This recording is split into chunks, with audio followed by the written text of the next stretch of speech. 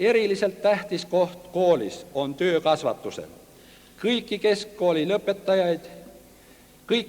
lõpetajad omandavad ka austava töölise elukutse kogenud õpetajate Vilma Uuesoo, Vello Jungi, Taimu Torni juhendamisel, saades keskkooli lõpetamisel õmbleja, kutselise autojuhi või elektrooniku eriala. Tublimatest tublimad veel saavad liiterialagi. 65% meie kooli lõpetajatest omavad seega 2 austavat töölise elukutset. Sellisest tootmisõpetusest saame me rääkida ainult siis, kui koolil on hea side ja koostöö meie CEF-ettevõtetega. Ja tõesti, ainult kiidusõnu võime me öelda Hans Pöögelmanni nimelisele elektrotehnikatehasele, koondise Tallinna Autoveod esimesele filiaalile ja õmblustootmiskoondis Baltika juhtkonnale. Meie kooli pedagoogiline kollektiiv loodab, et kooli 100. juubeli üritustel on eriline koht meie sirguva noorsoo kommunistlikul kasvatamisel. Eks ole meie tänased hallipäised doktoritest, professoritest ja tööeesrindlastest külalised teile, lugupeetud õpilased, eeskujuks teie tulevasel kutsevalikul ja eluteel. Need eeskujud innustagu teid nii, et Nõukogude Liidu Kommunistliku partei 26. kongressi otsuste valgusel suudaksime alanud 5 aastakul anda oma parima. Tallinna teine keskkool on uhke. Ta on uhke, et meie linnas on ka auväärne Tallinna esimene keskkool. Lubage esimese keskkooli esindus, et ma vilistlaste ja meie kooli nimel õnnitlen teid teie kooli 350. juubeli puhul ja soovin, et kogu teie kooliperele suuri kordaminekuid.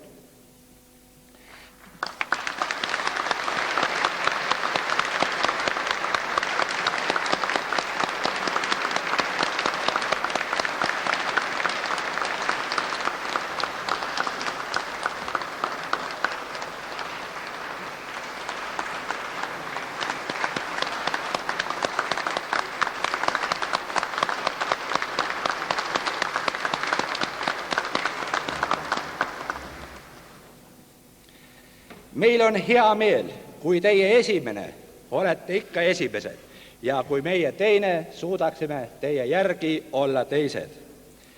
Töötame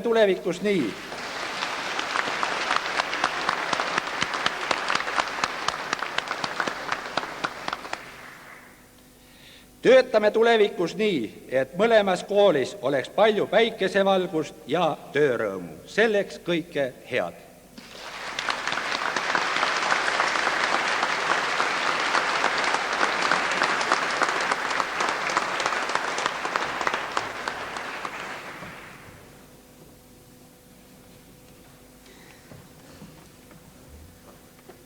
Sõnatervituseks EKP Tallinna linnakomitee ja linna rahvasaadiku nõukogu täitekomitee nimel on täitekomitee esimehel seltsimees Albert Norak.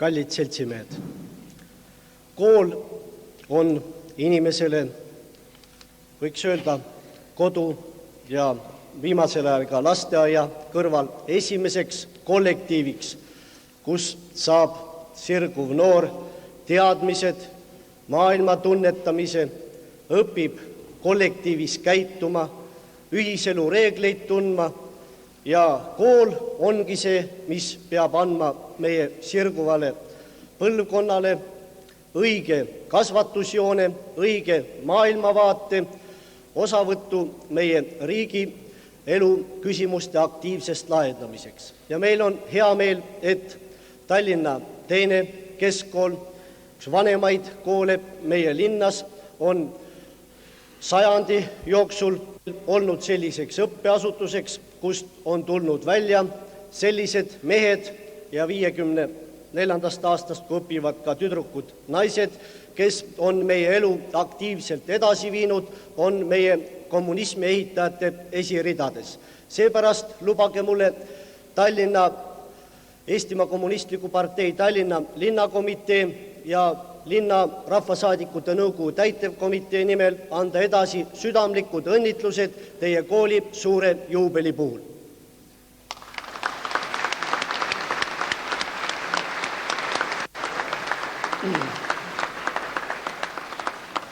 Meil on hea meel, et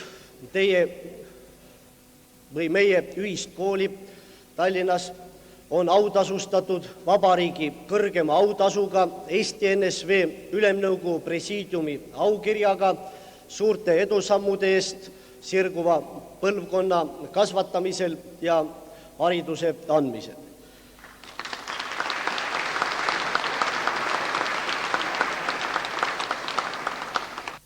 Ma tahaks teile, kallid kooli kollektiivi esindajad, õpetajad, õppurid, vilistlased, öelda veel seda, et kool on andnud palju vabariigile, Tallinnale, kuid peab edasiselt andma veelgi rohkem ühiselt kõigi meie linna koolidega, meie vabariigi kogu Nõukogude Liidu rahvamajandusele hea ettevalmistuse saanud noori, kes õppides kõrgkoolides tuleksid välja kui tõelised teadus-, tehnika- ja kultuurimeistrid ja kes oma teadmistega ja tööarmastustega, oma töökollektiivide töö korraldamise ja juhtimisega oskaksid lahendada neid ülesandeid, mida meie partei on seadnud meie ette seoses uute viisaastakute ja kaugema kommunismi ehitamise ülesandega. Selleks edu ja jõudu teile!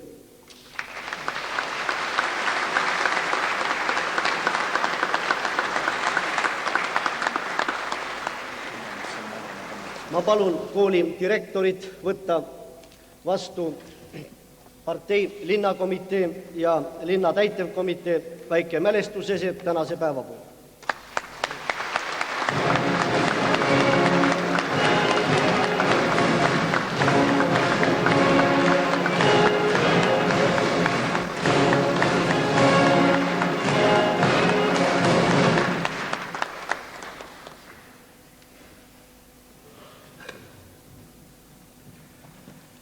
Sõna tervituseks on Eesti NSV haridusministri asetäitjal seltsimees Albert Tükil.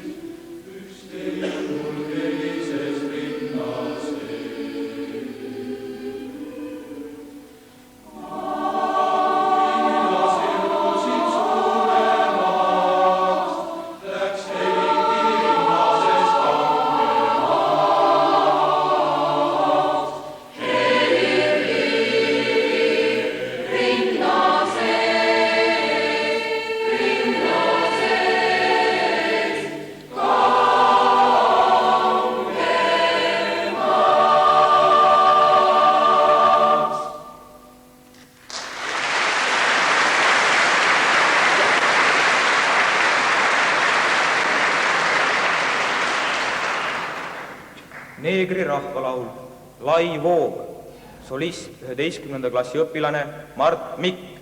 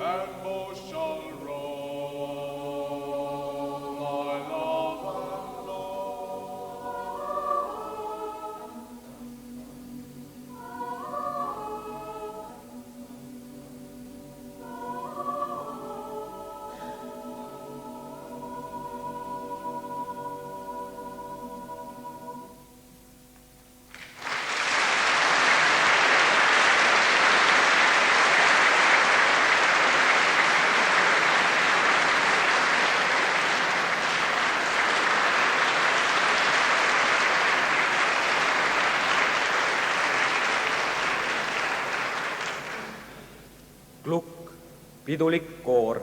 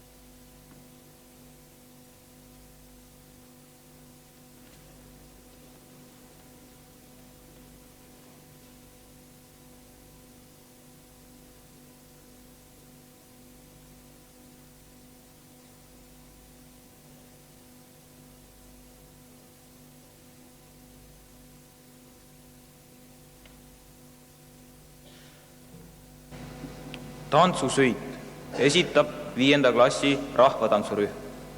Juhendaja õpetaja Naida Veske.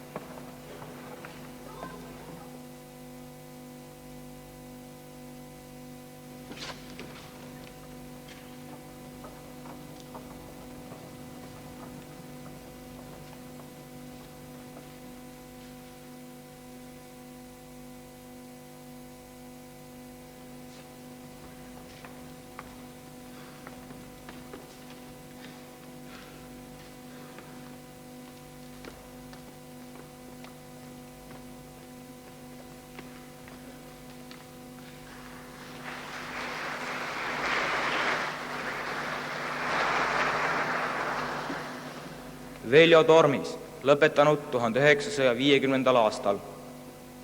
Koolilõpetajate laul, loodud 1950. aastal. Esitab 9. klassi tütarlaste ansambel, juhatab õpetaja Eve Karp, klaveril autor.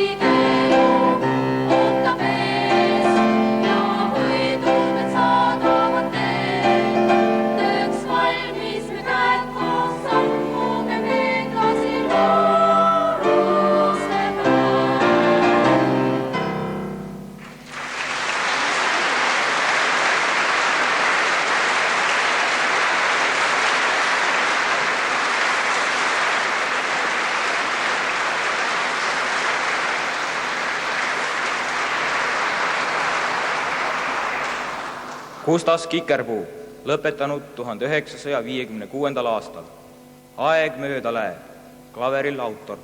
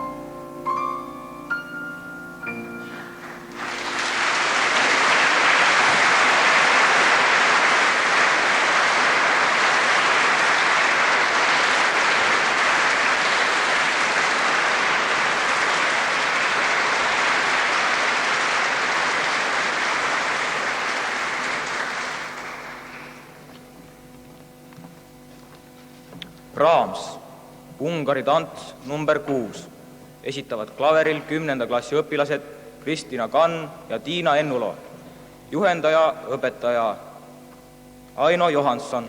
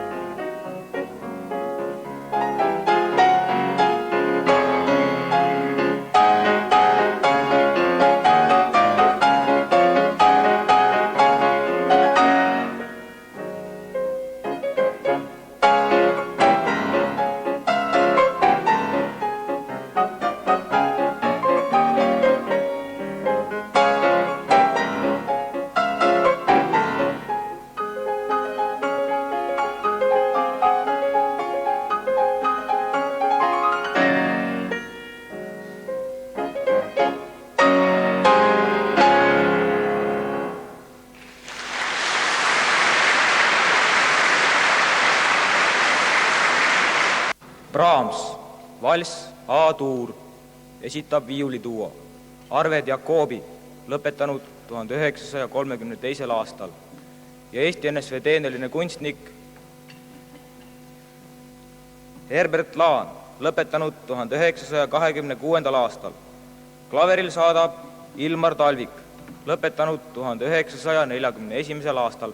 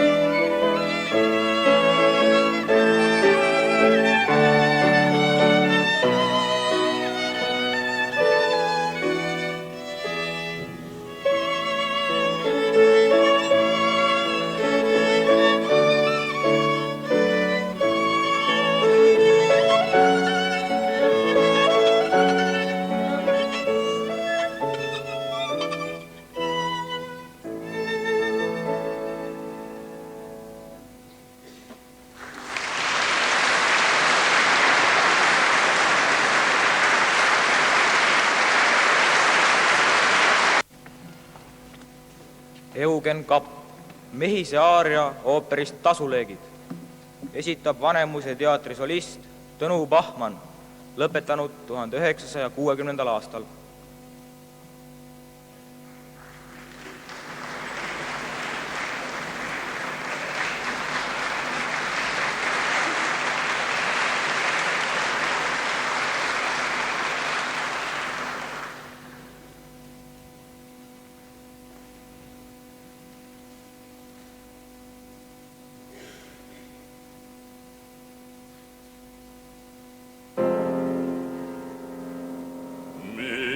Rääkida, need lood kõik tuttavad ja küll ajastajad mööda ruttavad, kuid ikka orjaike Saalemaad ja Luhat.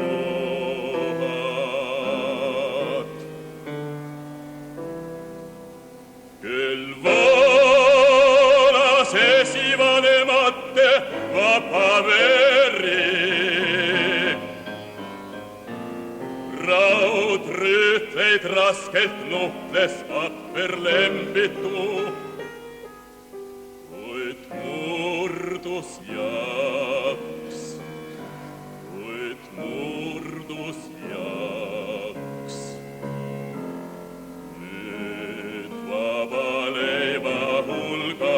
orja tungal peri.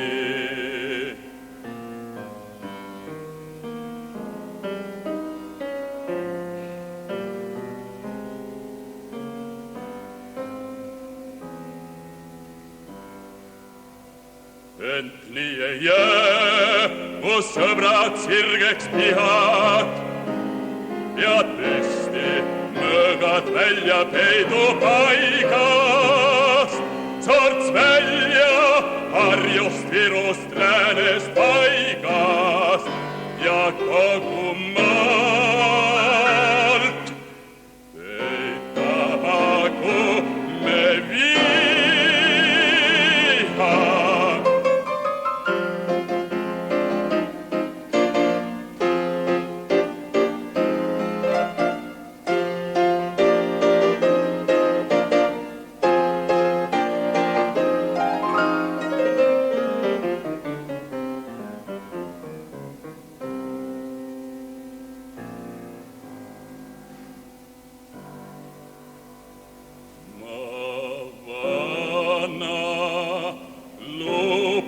Täis kõik sooled ja liivahannus istub turjal. Ja kui ma ükskord silmad sulen, siis vanem mambo on vanem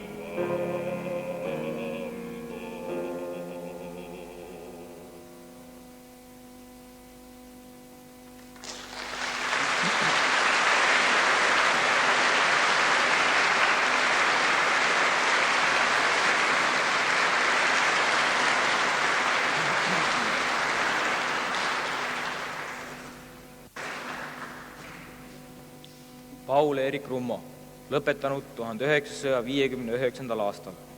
Elav nurk, esitab autor.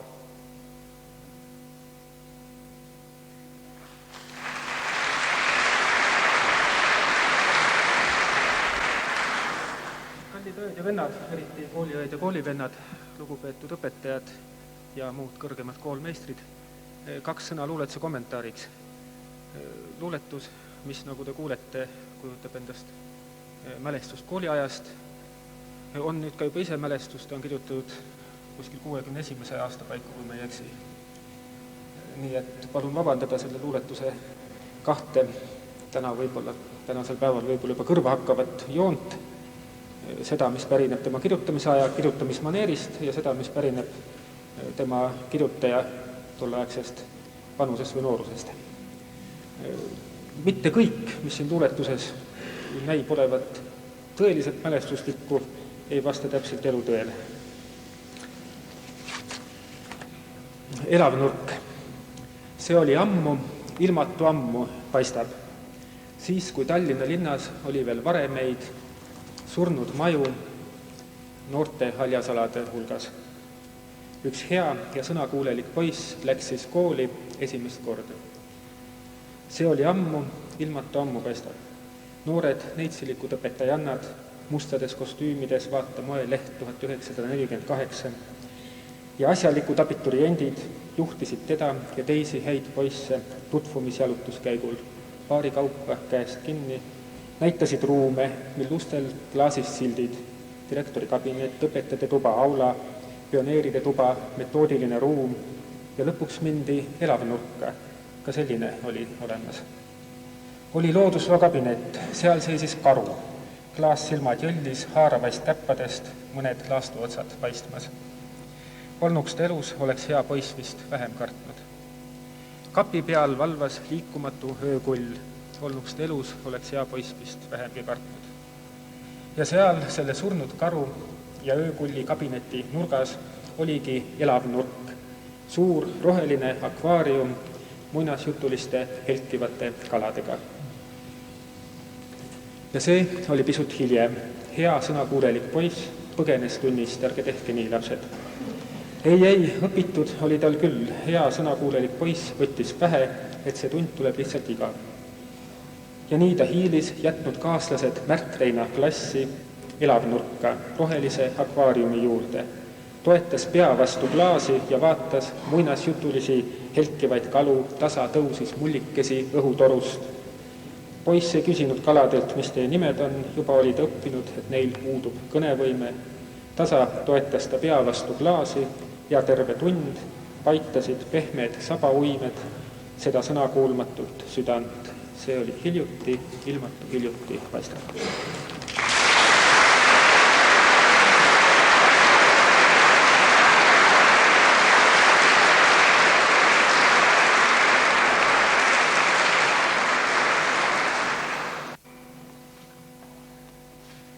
Esineb vilistlaste meeskoor. Juhatab Eesti NSV rahvakunstnik Arvo Ratassepp, lõpetanud 1944. aastal.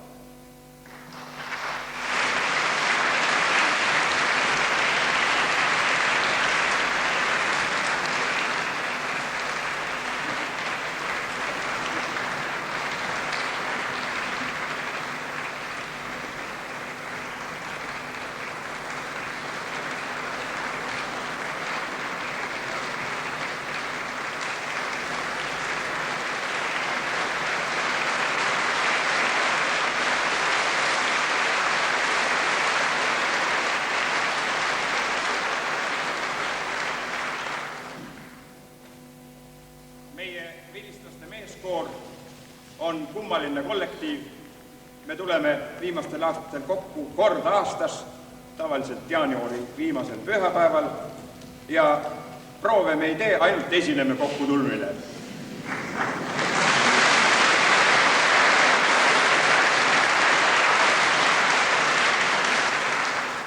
Valdava enamuse meie lauljast moodustavad teeneka muusikaõpetaja kadunud Voldemar Toominga kasvandikud.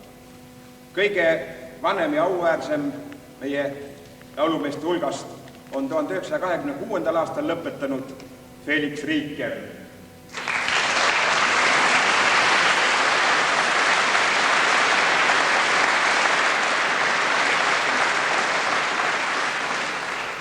Ja kõige nooremad kuuluvad tänapäeva, niisiis 55-56 aastat koori lennu lõpetajate iga. Me alustame oma väikest esinemist tolleaegse reaalkooli muusikaõpetajaga 1918. aastast Mihkel Lüüdigi Koiduga.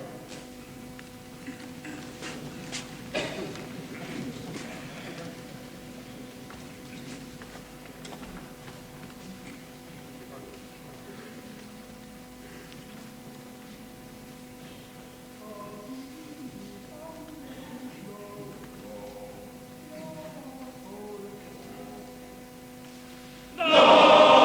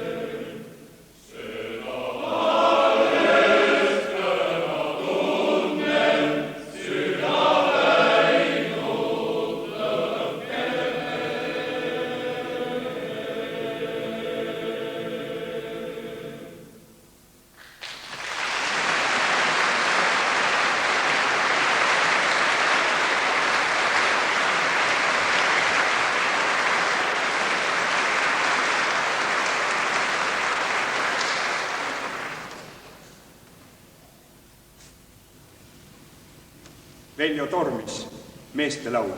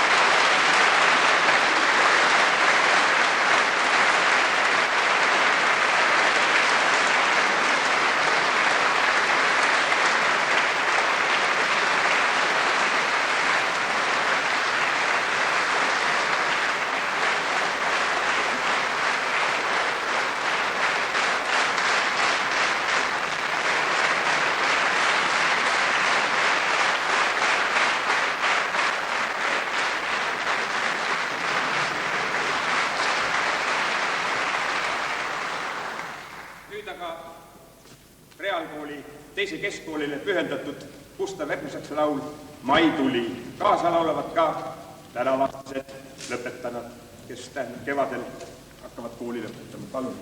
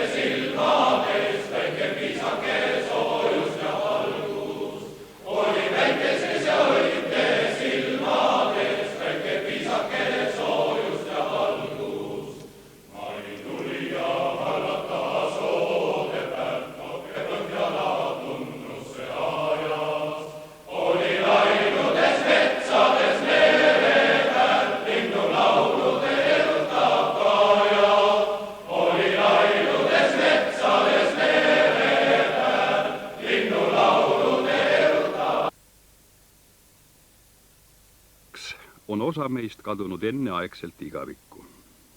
Aga reaalkool on varemaltki ohverdanud oma poegi Eesti rahva ja riigi tuleviku heaks. Reaalkool on tegutsenud kõikide selle sajandi riigikordade ja valitsuste all, kuid ta on alati oma poegi kasvatanud meie rahva eest töötajateks ja võitlejateks. Reaali vaim on püsinud läbi aastakümnete ja on praegu elujõulisem kui kunagi varemalt, olles kandunud realistidega üle terve maailma.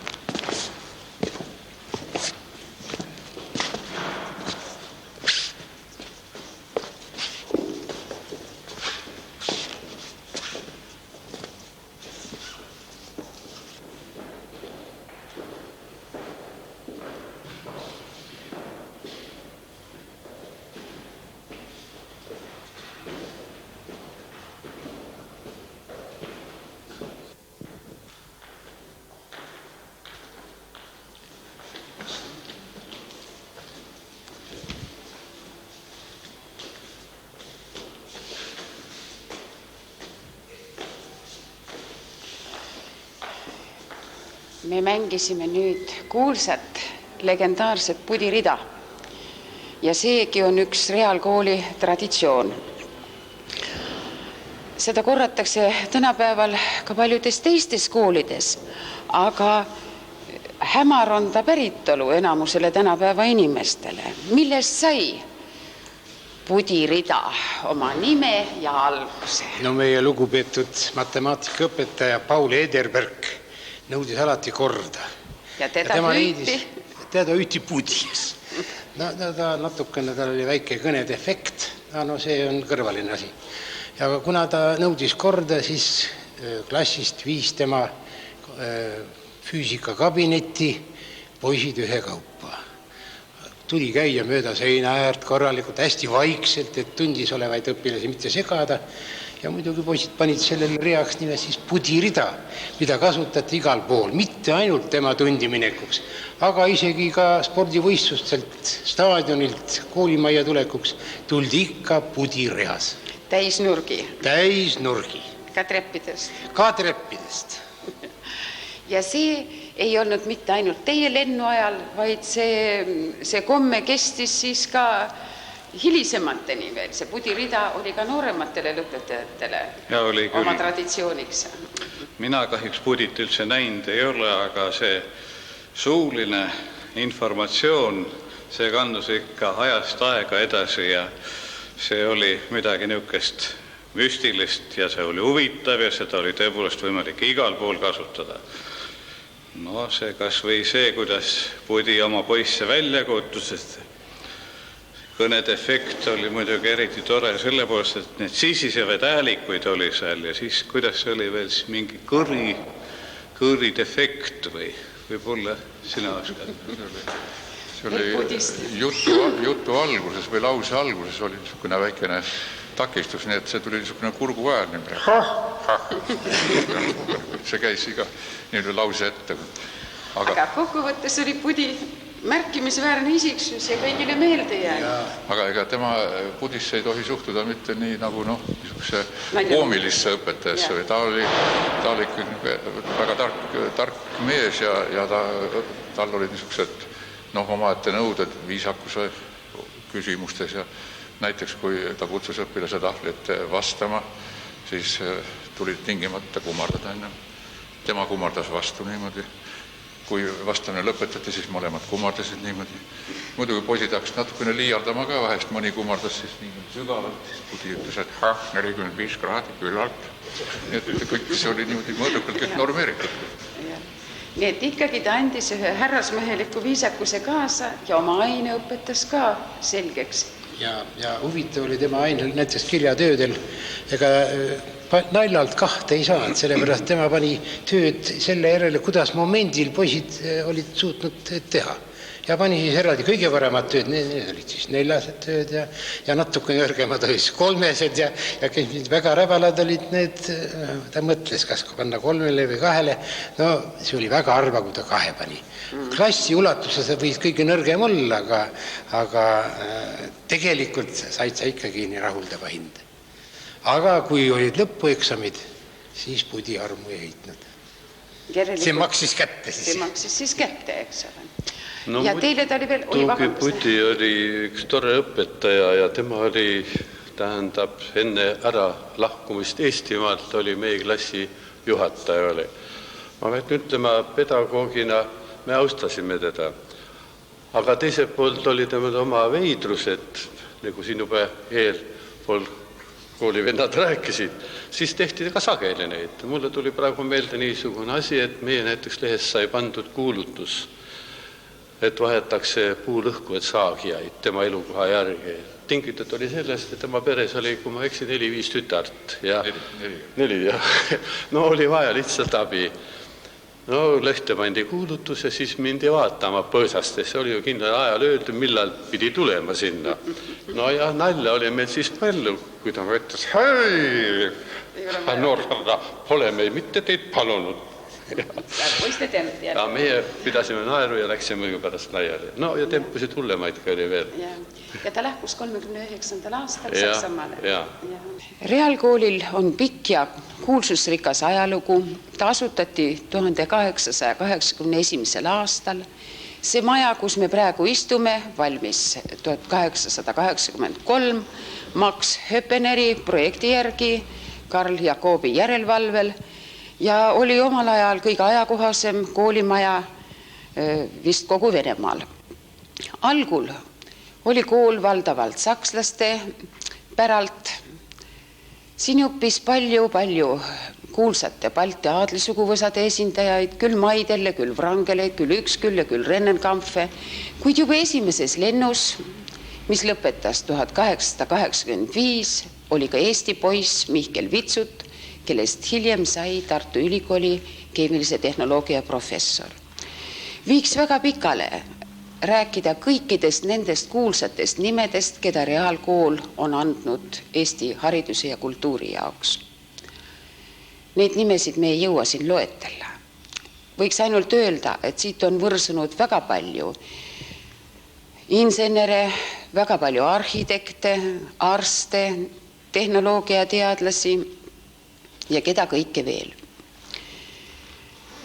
Meie oleme siia kokku tulnud, et meenutada ühiselt reaalkooli põhiliselt tema 20. aastate lõpu ja 30. aastate nägu, mis tal oli nendel aastatel. Ja kokku tulnutele olekski minul kõigepealt niisugune küsimus, et huvitaval kombel reaalkool, mis koolitas tõesti reaalainete ülekaaluga, ei muutunud iial tehnokraatide kooliks, vaid tal oli ka kõva humanitaarpõhi, mis siit õpilasele anti ja mis kujundas seda vaimu siin. Ja olekski tore nüüd kuulda, võib-olla alguses siis tõesti vanemate lendudel õpetajate käest, milline oli reaalainete ja humanitaarainete vahekord, kes olid õpetajad, härra Ederbergist me juba kuulsime, aga nüüd ka teistest, mismoodi oli kooli vaim juba neil 20. aastail. Teie, härra Isok, mäletate sellest? No küllap mäletan. Vaieldamatult 1927, mil ma siia kooli tulin, kui Tallinna üldsus nimetas seda veel Peetri esimene reaalkool ja 32, millal selle kooli lõpetasin, oli üks kõige värvikam kuju, kõige populaarsem kuju vaieldamatult Ernst Peterson Särgava, kes tollal oli kooli inspektor. Ja tõesti tema rahvalikud ütelused, no kas või see poistele, kui poisid keegi kuskil vahele jäi, et õpi ja ära jända.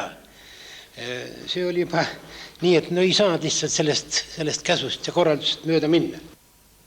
Kogu Eesti rahvale oli Ernst Peterson Särgava kirjanik, Eesti naturalismi rajajaid ja esmasemaid esindajaid. Kuid reaalkooli kasvandikele oli ta esijoones ikkagi õpetaja, ühe Tallinna poistekooli sümbol ja kasvataja. Poisid ei katsunud kunagi tema teadmiste pulssi selliselt, nagu nad toimisid teiste õpetajatega. Ei juletud välja tulla rumalate küsimustega, et õpetajat liistu peale tõmmata või temast narri teha.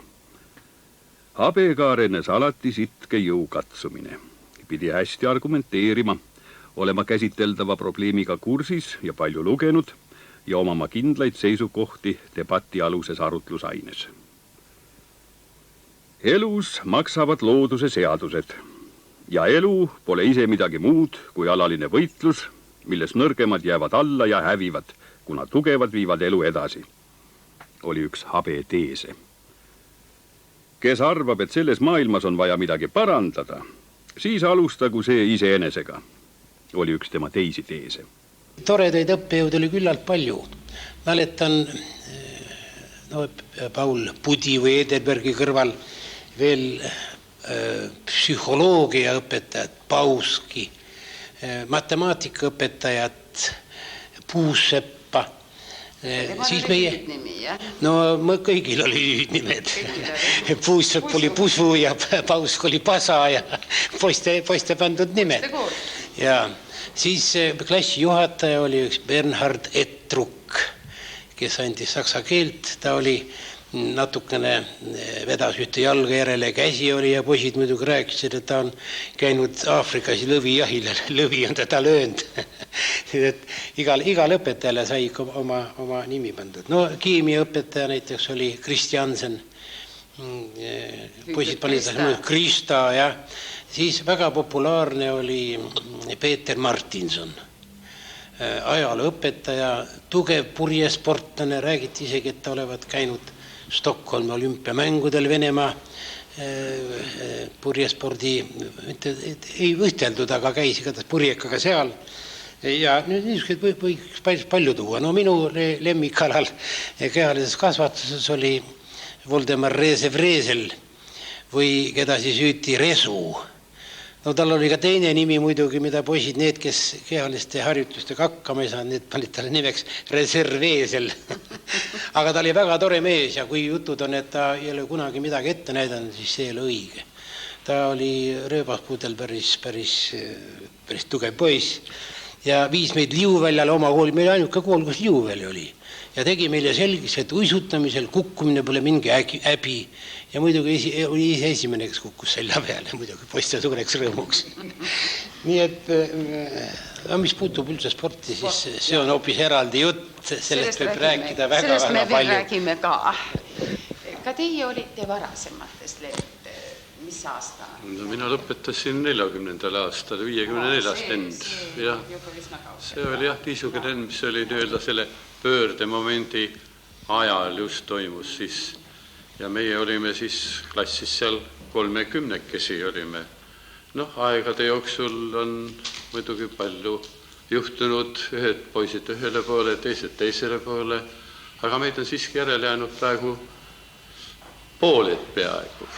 10 neist Eestimaa siiski. Meil 56-12 on. Ja nii, et me oleme siiski 20 aasta sündinud. Mehed on hästi selle suure ajaloolise segase sõja läbi teinud. Ju teist üle. Ja. Aga räägiksime siiski sellest kooliõpetusest enne veel, kui sõjad laastama hakkasid.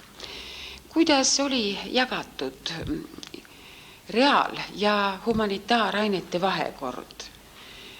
Insenerid tulevik võis teid kõiki oodata, aga teie vaimu ei jäetud ka humanitaaralal unarusse ja vaat sellest ma tahaksin ka kuulda. Ega see kool nii kitsalt profileeritud suugi mitte ei olnud. No mina ei ole põlisrealist, ma tulin 39 progümnaasiumi viimasesse klassi. Enne seda oli olnud siin ka ju humanitaarharu lausa ja õpetajaskond oli enam-vähem sellisena säilinud.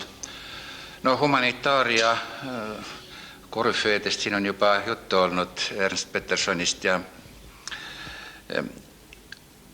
ainult see moment, kui ma siia tulin, siis tundus küll niimoodi, et selle humanitaaria kandjaks olid rohkem gümnaasiumi poisid, võt tema klassi poisid,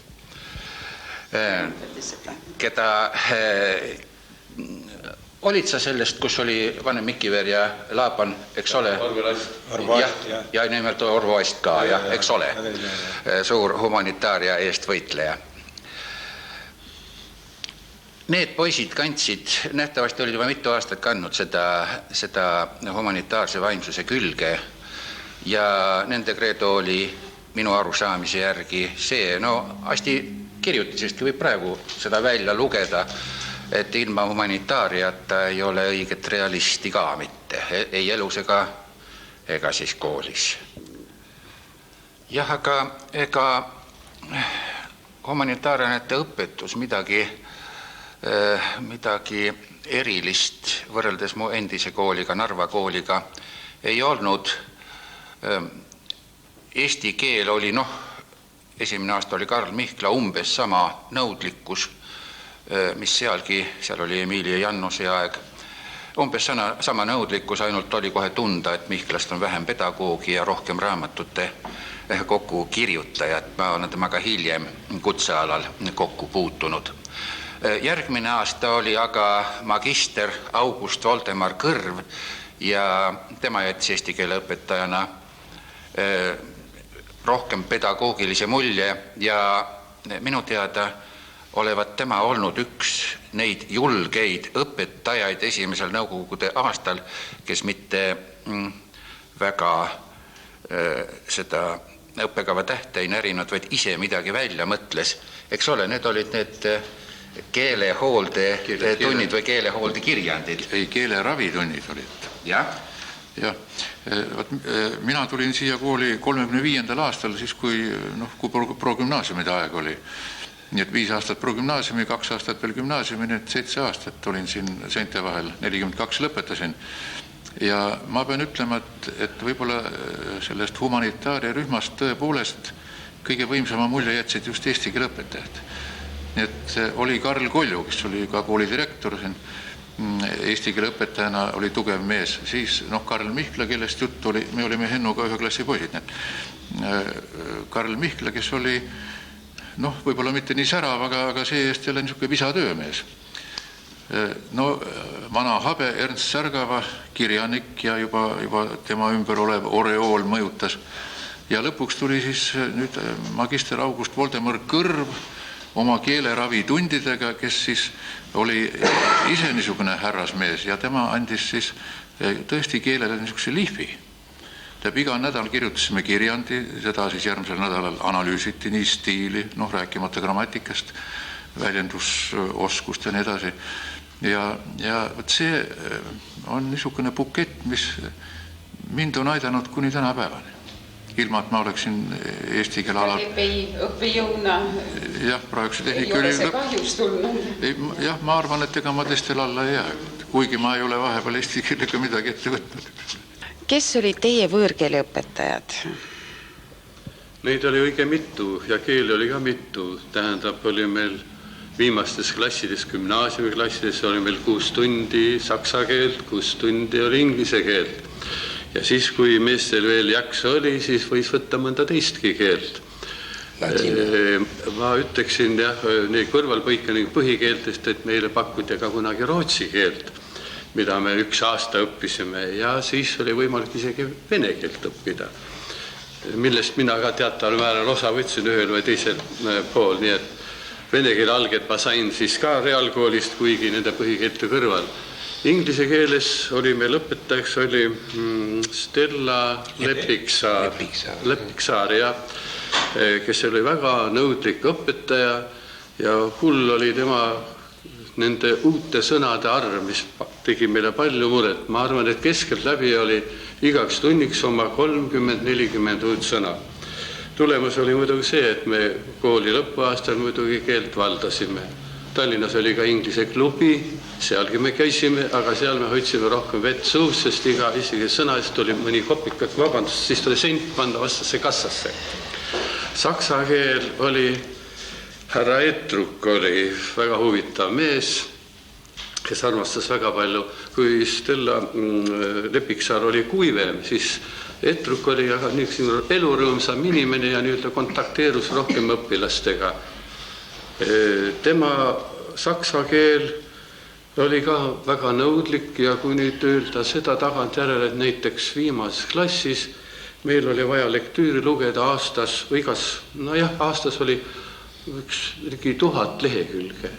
Mul oli kodus üks paks raamat, seal olid sellised grotesksed kirjanduslikud kujud, üks tüse daam ja tema lühikest kasvu mees, kes rändasid mööda maailma ja selle raamatuga sain mina oma aasta panuse antud saksa keele osas ja see läks mul kaasõpilaste koolivendade kätte rändama ja kahjuks jäigi rändama. Ma olen praegu ka tehnikamees ja ütleksin, et ega need tolleaegsed matemaatika ja füüsika õpetajad, nad ei olnud võib-olla niisugused säravad tähed ja nad ei olnud ka õpikute autorid, aga nad olid siiski erakordselt head õpetajad. Metoodikud ja see kuidagi see nõudlikkus seal juures, kuigi mina näiteks ühtegi nendest õpetajatest ei ole endale eeskujuks seadnud, kelle sarnane ma püüaksin või tahaksin olla. Aga ometi igaüks andis midagi, kas oma korrektsusega või oma nõudlikkusega või niisuguse aine serveerimise oskusega või ka teinekord niisuguse sinna juurde kuuluva huumoriga. Nii et tõepoolest ka see õpetajate grupp oli ikkagi niisugune võimekas. Ja mul on võib-olla üks niisugune väikene detail meelde jäänud, kuna ma tol ajal juba koolipoisina sihtisin ka Tehnikaülikooli poole. Ja see vist oli 39. aasta sügisel.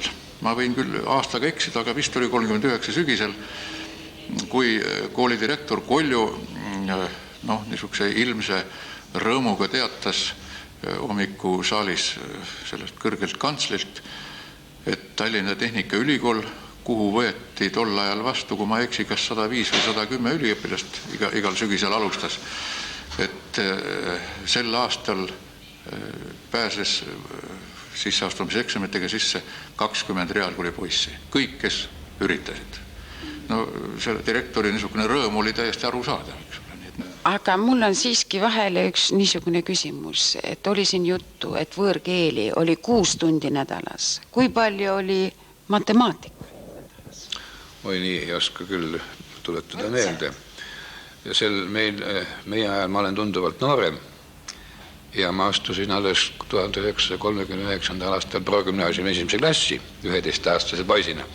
Aga väga huvitav oli siin see, et kõik need õpetajad, mida vanemad vilistlased nimetasid, need olid ka meie ajal koolis, kuigi nad võib-olla tunde ei andnud. Nii et nendest on väga karakteersed kujud, kõik olid need nimetatud õpetajad, küll usud ja pudid kõik. Aga tundide arvu ma niimoodi küll ei oska mäletada. Ma tahaks rõhutada ainult seda, ma kohe lõpetan, et eriti me lõpetasime juba pärast sõda 46. aastal. Kuna siin oli seotud ka võib-olla õppevõimalustega, kuid näiteks meie 38 lõpetas 29 aastast EPI-s ja sõitsisse ka. Väga suur protsent, Tartusse minijad oli vähe. Minu ajal oli siiski suurem rõhk oli joonistamisel. Mitte joonestamisel, aga joonistamisel. Meil olid näiteks alguses oli Ludvig Oskar, maalikunstnik oli meil siis joonistamisõpetaja, hiljem tuli meie klassi tuli Eduard Tole, mõlemad ikka omaette niisugused tugevad isiksused. Aga tehniline joonestamine, praeguses terminoloogias tehniline joonestamine tuli mul päris viimases klassis. Meil oli klassijuhatajaks siis Ott Rünk. Võib-olla nüüd hiljem tuntakse teda kujutav geomeetria õpikute autorina ja nii edasi, kes ise joonistas erakordselt hästi tahvli peale käsitsi. Ja laskis meil siis tehnilise joonestamise igasugu keerulisi jooniseid teha, nii et tema andis omakorda jälle niisuguse hea tehnilise joonestamise baasi. Tõepoolest olid kõvad õpetajad. Me juba natukene puudutasime siin teemat, et anti välja õpilasalmanahi Realist. Ja selles almanahis Realist oli kaastegev nii Heino Mikiver kui ka tema 2 venda. See oli põhiliselt oligi kohe võib öelda Mikiveride ajakiri, sest tervelt 3 figureerib siin, Olev, Ilmar ja Heino. Almanahi toimetaja oli vist alguse aastatel Karl Allik, hiljem Orvo Ast. Ja Orvo Astist me siin juba rääkisime.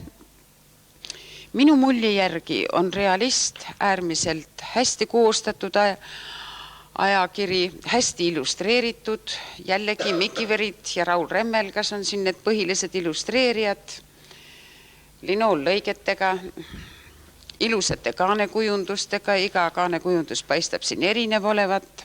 Kokku jõuti neid välja anda tervelt 12 numbrit ja nii väliseestlased, kes on seda hiljem välja andnud, kui ka nüüd kool, kus me istume, on mõlemad alustanud siis 13. numbrist, et rõhutada seda järjepidevust.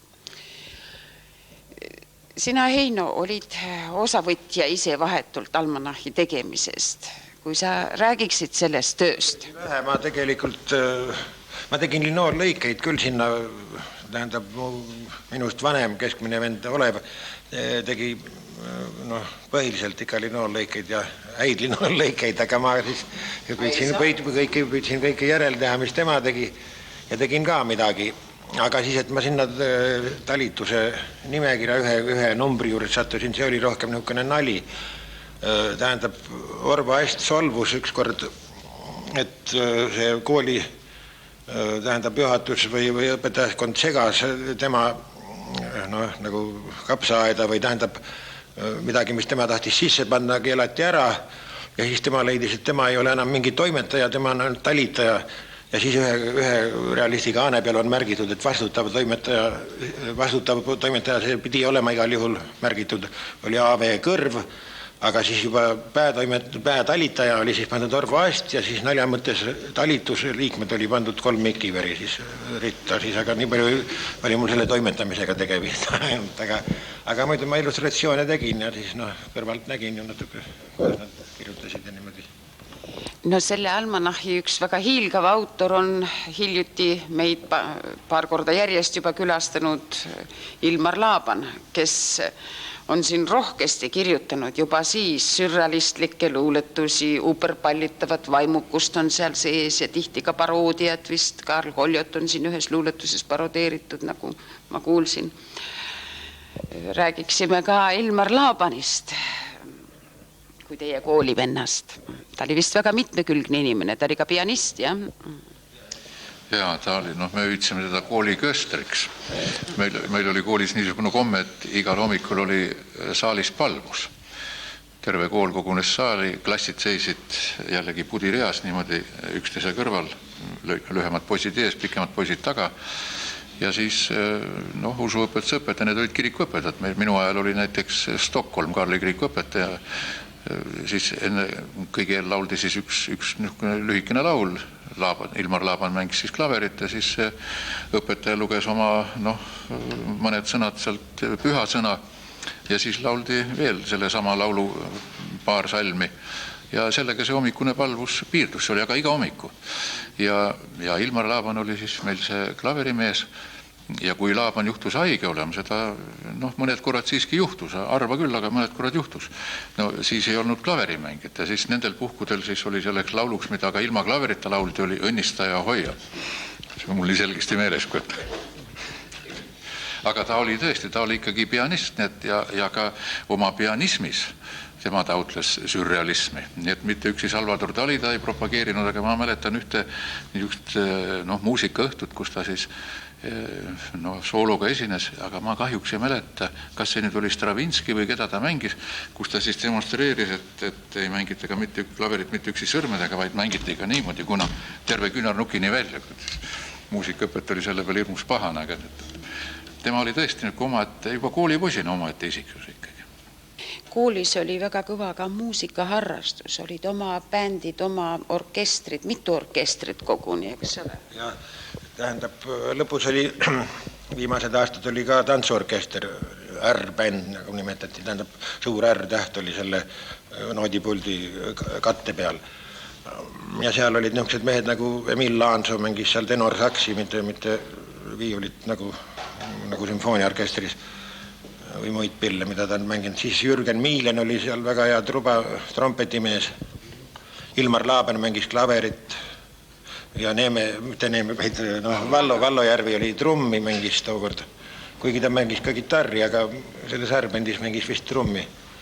Arvi Rõuk oli altsaksofon, ma mehi praegu ei mäleta. Asso Ülo Raudmaa oli siis külalisena. Tema oli Gustav Adolfi poiss, tuli Rakverest Gustav Adolfisse ja siis otse kohe võttis selle džässi ajanduse siin Tallinnas käsile, nii et tema mängis trombooni. Aga peale selle oli meil muidugi üsna kõva puhkpilliorkester ja sümfonieettorkester. Puhkpilliorkestrit juhatas alguses Toomingas lauluõpetaja Voldemar Toomingas, aga siis kas 38. või 9. aastast palgati eraldi orkestri kappelmeister Hakk oli ta nimi, eesnimi Paul Hakk ja tema muidu õhtuti mängis ta Estonia teatri seal selles ooperiorkestris trompetit, aga meil ta juhatas seda ja siis tema võttis väga rasked asjad kohe käsile nagu Aida teise vaatuse teine pilt ehk Triumf Marss, kus on trompetisoolo, seda mängis see Jürgen Miilen ja siis Tannhäuserist oli see palverendajate koori, mängis no muidugi puhkpilli seades meie puhkpilliorkester. No ja siis peale selle muidugi puhkpilliorkester mängis 2 korda nädalas Liuväljal. Sealt said poisid kena taskuraha, kes seal mängisid. Seal terve orkester koos ei olnud, aga üle 10 mehe vist, palju sinna kõlakotta mahtus. Ja nemad mängisid seal õhtuti, kui väga kõva pakane on, ma ei tea, need ventiilid vist külmusid kinni, siis nad vist ei saanud mängida, aga üldiselt oli 2 korda nädalas. Tuli põles kogu aeg, peal on ise mänginud palju aastaid. Alguses sain 10 senti õhtust, aga lõpuklassi jõudsin, siis oli kroon õhtus, aga kroon oli suur raha ikka. Aga reaalkool oli ka väga kuulsa traditsiooniga spordikool, alustades sellest, et siin õppis omal ajal meie maailmakuulsus Lurich ja hiljem väga entusiastlik noorelt vabadussõjas langenud spordiõpetaja Anton Õunapuu, kes ilmselt juurutas väga palju koolipoiste seas Eestis veel vähelevinud sportmänge, ent sellest ma paluksin rääkida härra Isokil. No muidugi võib kindlasti öelda seda, et kohe pärast kooli asutamist oli reaalkool üks esimesi koole, tollal Peetri esimene reaalkool, esimese kooli üldse, kus kogu õppeaja ulatuses oli kehaline kasvatus ja siis nimetati gimnastika, oli kohustuslik õppeaine. Ja sattus sinna esimese õpetajana üks Janentsi nimeline sakslane muidugi, aga ta oli riistvõimlemise entusiast ja pani pohid kõik turnima. Jah, tõesti, 1887 asus õppima siia Georg Lurich või Kõva Jüri, nagu teda hüüti. Ja ta siis oli pärast haigust väga kidur poiss, nii et ta vabastati gimnastikast. Aga nähes raskejõustiku võistlusi, maadlusvõistlusi, tõstevõistlusi, ta innustus sellest ja hakkas ise oma pead harjutama. Ja kui ta tõesti nii vahet pidamata ja väga järjekindlalt harjutas ja kui ta reaalkooli lõpetas, siis ta oli ikka juba tehtud mees igatipidi, nii tõstmises kui ka maadluses. Ja sealjuures muidugi nõnda nimetatud klassikalises maadluses, sest vabamaadluses sai ta Aisulinna alles Ameerikasse sõites kunagi juba maailma kuulsusena. Aga nii, et kui ta reaalkooli lõpetas, siis läks ta Peterburi, Krajevski maadlusringis, raskejõustiku ringis, juba esimesel õhtul tõi terve rea maailmarekordeid, nii et see oli täitsa üllatus. Aga mis muidugi poistel oli suurepärane lugu, oli see, kui ta maailmameistrina tuli juba 17-18 aastal, tuli oma kooli tagasi ja andis poistele maadlusõpetust. Ja no võib tõesti öelda, et rida mänge, mida Anton Õunapuu, kes tõi reaalkooli ka skautluse, sellepärast minu ajal juba oli siis skaudi esimene rühm, Tallinna skautile Malevi esimene rühm oli reaalkooli rühm. Ja Õunapuu tõi tõesti mänge ja peab ütlema seda, et näiteks võrkpall või nagu siis öeldi volleyball, mida enne seni mängiti, tõesti löödi üle võrgu vastamisi. Reaalipoisid olid esimesed, kes võtsid käsile tõstmise ja surumise. Nii et siin oli isegi mõnda kooli, naaberkooli, ma nii vähe ei ütle parem, võideti vahest 15-0 ja 15-1. Samati nimelt tollal basketball või korvpall. Jällegi reaalkooli poisid olid need, mis aga nüüd täiesti vaieldamatult reaalkooli monopoliks sai, see oli jääpall, mida praegu kahjuks meil üldse ei mängita. Aga siin oli ikka nii, et 20 väravalise vahega võidud teiste koolide oli tavaline. No, minu ajal oli üks uus mäng jälle, mida ka koolides selle üldse mängitud, see oli veepall.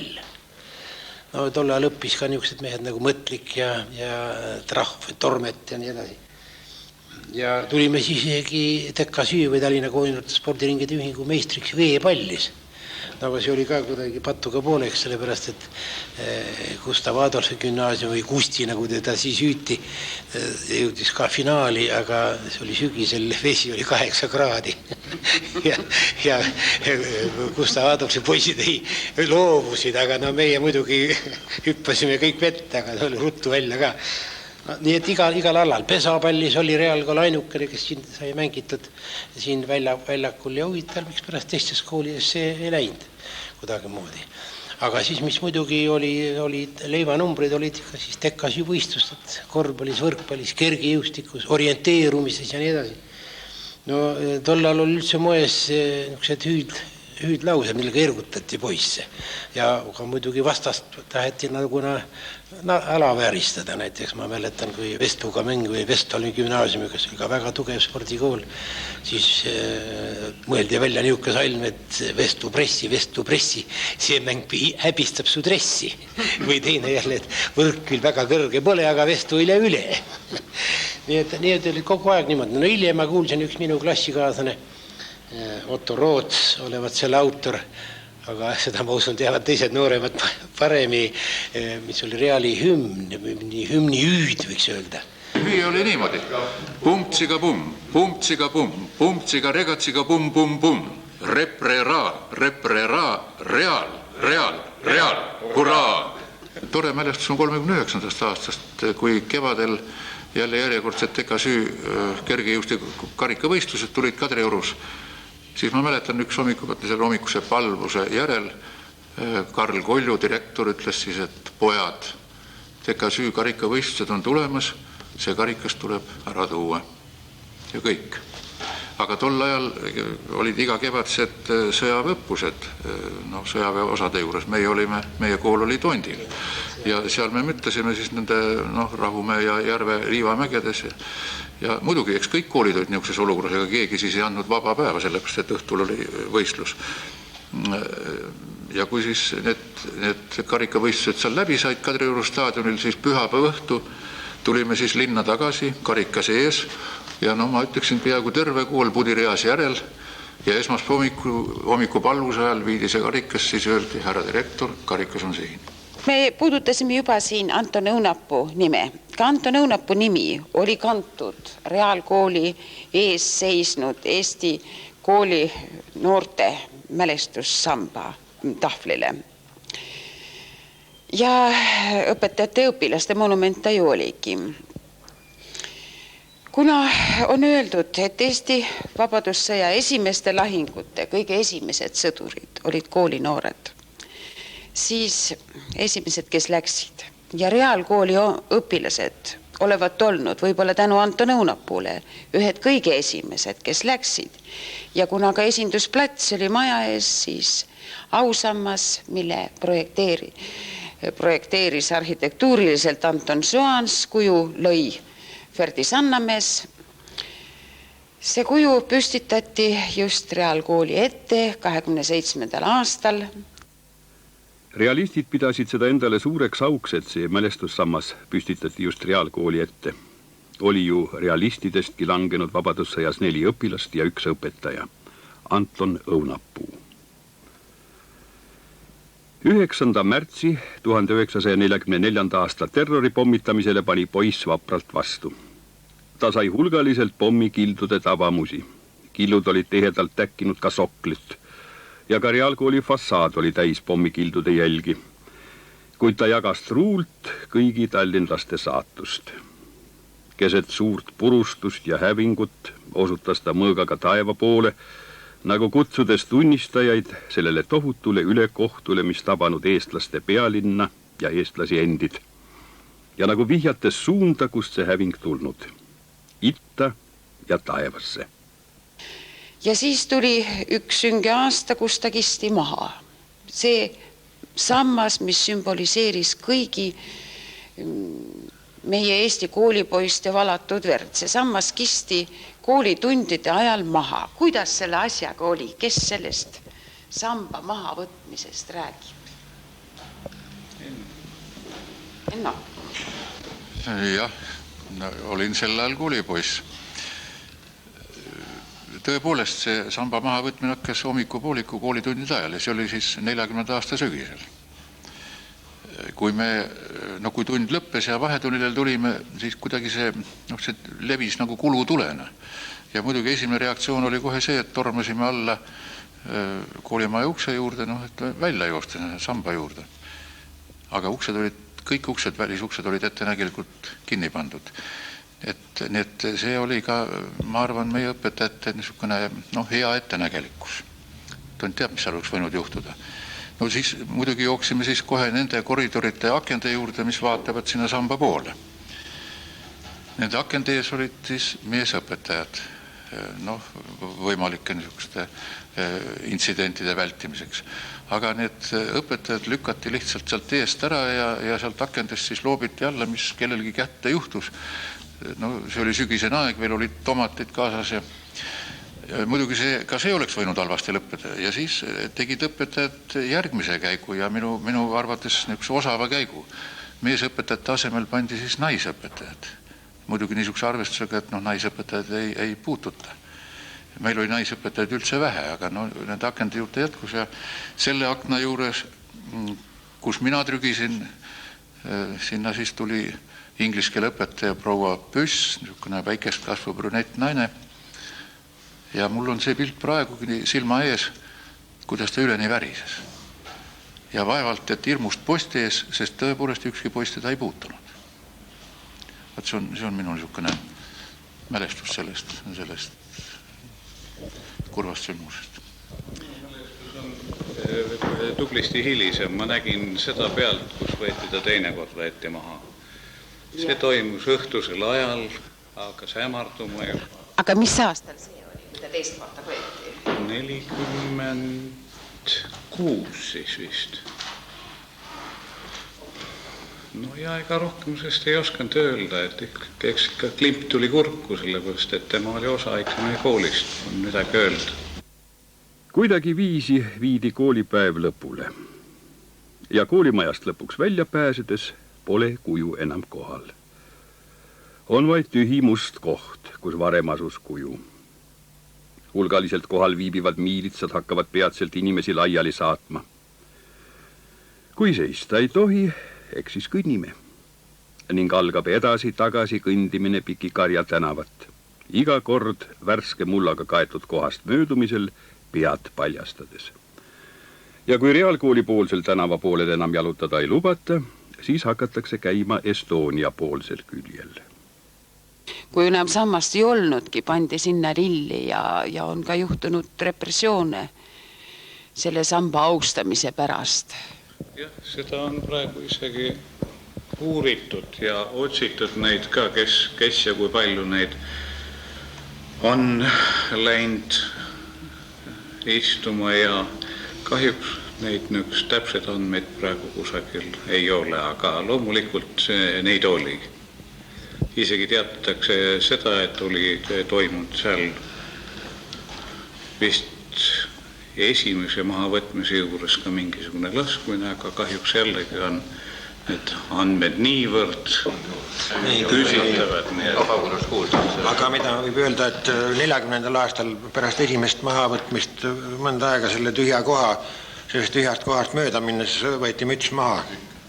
Ja õpetajad tegid seda hommikukooli tulles. Mäletan, kuidas üks õpetaja sealt tõmmati kõrvale veel, mis ta ka räägid, seda ma muidugi ei tea, aga see käis tükk aega niimoodi ja mitte üksinda meie kooli poisid, aga ka teiste koolide õpilased käisid ikkagi mütsi kergitamas. Sinu vend Ilmar Mikiver on luuletanud, mul on 2 rida meeles ainult, väga lootusrikkalt, et au langenuile sammas kooli vainult on kõrvalt ent ajutiselt ainult. Aga laulusalm ütleb ka, et reaali vaim ei kao. Mis see reaali vaim on? Kas seda annab üldse defineerida? Ma loodan, et reaali vaim tõesti ei kao. Ja täna ta pole meie hulgast ka kadunud. Nii kaua me oleme istunud ja kannatlikult rääkinud oma reaalkoolist ja reaali vaimust selle kaudu, sest täna kõik need elemendid, mis minu arvates, kui avada seda, siis on nad täna kuidagi mõnevõrra loetletud ka. kõigepealt vast arvaksin niimoodi, et Reali vaim tähendab patriotismi, oma kodu ja kodumaa armastust. Teiselt poolt tähendab ta ka ausust, vastutustunnet. Reaalkooli vaim on sõprus, reaalkooli vaim on abivalmidus, reaalkooli vaim on kollektiivsus ja reaalkooli vaim on, ei oskagi seda teisiti nagu öelda, valmisolek alati seal, kus on tarvis teist aidata. Mu meelest vaim ei ole tabatav, ei ole seda kinni püütav ega defineeritav, aga defineeritavad on tõesti tema välispidised avaldused, on tabatav tema välispidiste avalduste kaudu, mida siin juba hulgi nimetati.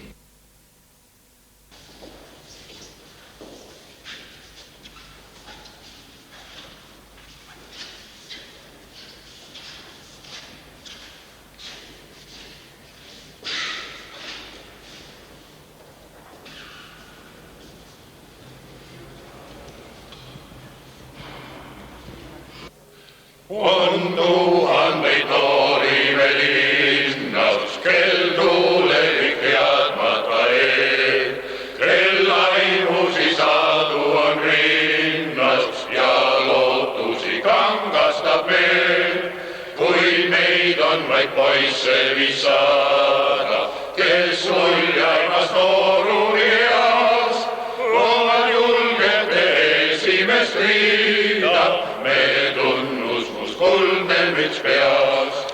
Oma soovid me teoksid ka teeme, ei kohuta surme, ei põld. Ja meelsasti alati näeme, kus asjadel lõbusam külg. Nii aastate vältel on sirgunud me põuest lopsakas taim, millest nüüd, kus me elule virgud, teame nimeks tal reaalkooli vaim. Kui rinnas mul näed lõpumärki, mu neiu siis seda sa tea, et käib reaali loosungi järgi, selg sirge ja püsti mul pea. Kui kortkame nooruse illu, toob vanadus muurede vau, tean lennule järgneb nendellu, kuid reaali vaid viial ei kao. Tean lennule järgneb nendellu, kuid reaali vaid viial ei kao.